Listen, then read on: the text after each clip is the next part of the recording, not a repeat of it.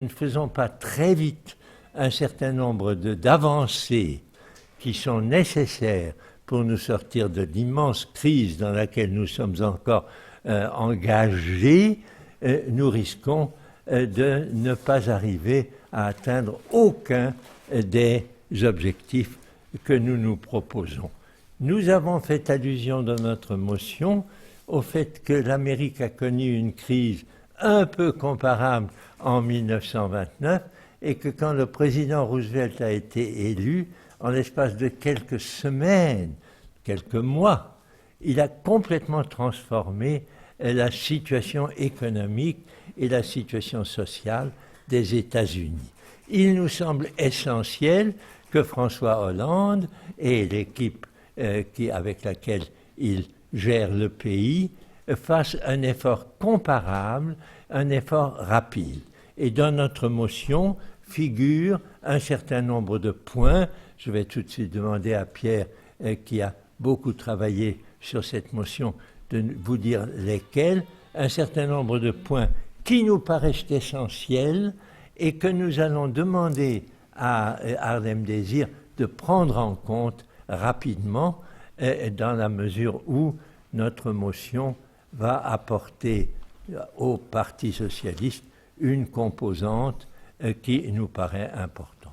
Le titre de notre motion, Oser plus loin, plus vite, ça vient d'un article que Jacques Delors avait fait un an après l'arrivée de Jospin. Jacques Delors avait fait une grande tribune, une lettre ouverte en disant « ce qui a été fait depuis un an est bien, mais il faut aller plus loin et plus vite ».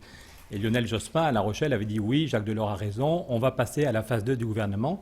Et l'histoire montre, dans tous les pays, c'était vrai pour Obama, c'était vrai pour Jospin, dans tous les pays, l'histoire montre que les réformes qu'on ne lance pas dans la première année, il est très très difficile de les lancer après. Donc voilà pourquoi, très amicalement, très fraternellement, tu disais l'autre jour, on veut dire au gouvernement, on veut dire aux partenaires sociaux, il faut aller plus loin et plus vite. Aller plus loin et plus vite pour remettre la finance à sa place. On avait dit qu'au mois de juillet, on ferait voter la loi pour séparer les banques de dépôt et les banques d'affaires.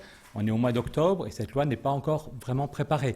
Alors que quand Roosevelt est arrivé, il a fait voter cette loi en 2 mois et ça donnait 40 ans de stabilité aux États-Unis. Les banquiers n'étaient pas très contents, mais finalement, ça a bien marché pendant 40 ans. Est-ce qu'on va plus loin pour, par exemple, créer un impôt européen sur les bénéfices et dire que c'est le dernier budget sous contrainte européenne qu'on a fait? Il y a une négociation historique qui commence la semaine prochaine à Bruxelles.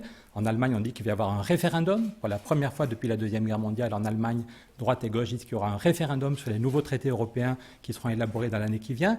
Est-ce que la France pèse complètement? Est-ce que les socialistes français sont à l'offensive pour aider François Hollande, pour créer un rapport de force? C'est la tribune qu'on a fait avec Stéphane et Florence la semaine dernière dans Libération. Europe, il faut passer à l'action. Donc, une des 4 demandes qu'on va rappeler à Harlem, c'est dire, est-ce qu'on prend 3 jours au mois de décembre, en invitant les socialistes de tous les pays, les syndicats de tous les pays, les ONG, pour peser le traité de l'Europe sociale, c'est maintenant un impôt européen sur les dividendes, c'est maintenant lutter contre les paradis fiscaux. Il manque 40 milliards chaque année dans le budget de la France à cause de la fuite vers les paradis fiscaux. Est-ce qu'au niveau européen, on lutte radicalement contre les paradis fiscaux et contre le dérèglement climatique? Ça se joue dans les 6 mois qui viennent. Donc voilà nos demandes principales à Harlem. Je crois qu'il a rencontré hier soir Emmanuel Morel. Il est tout à fait légitime dans un parti qu'on se rencontre. Les militants ont voté, ont donné une indication de leurs priorités. Et là, on va le rencontrer pour en parler avec lui.